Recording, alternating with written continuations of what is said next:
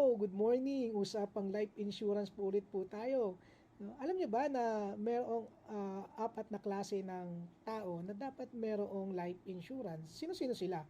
Una, yung mga magulang na mayroong below 18 years old na anak.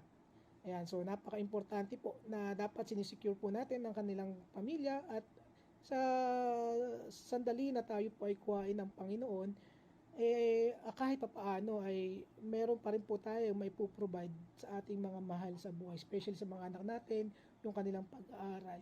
So pangalawa, kung ikaw yung tao na maraming utang, no, alam ang life insurance po o yung death benefits sa life insurance ay pwede nating ipangbayad sa mga kautangan po natin. Halimbawa, kung ikaw ay may car loans, ikaw ay may housing loans, yan, so pwede pong ipangbayad doon.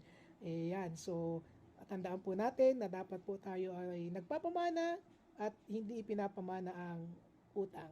Iyan. So, pangatlo, kung ikaw ay belong sa mga tinatawag na high net worth person, ay ito yung mga businessman, mga malalaki yung mga properties, yan. So, alam nyo ba na ang benefit no sa life insurance ay pwedeng ipambayad sa mga taxes, no, lalo na sa estate taxes, para mapabilis yung pagta-transfer ng ari-arian sa iyong mga mahal sa buhay.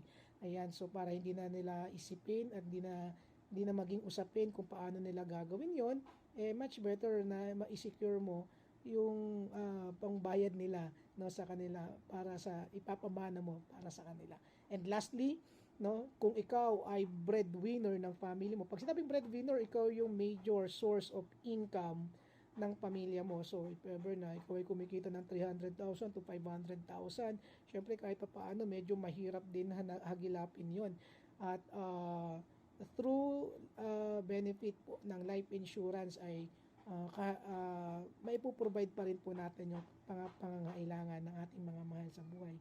Kaya better secure your selves now, no? Ako nga po pala ay isang licensed financial advisor at pwede po kitang bigyan ng free consultations and free quotations kung gusto mo po. So, contact me na lang po at direct message nyo po ako kung gusto nyo pong mag-inquire about life insurance. Yan. So, be blessed, be safe, and be protected.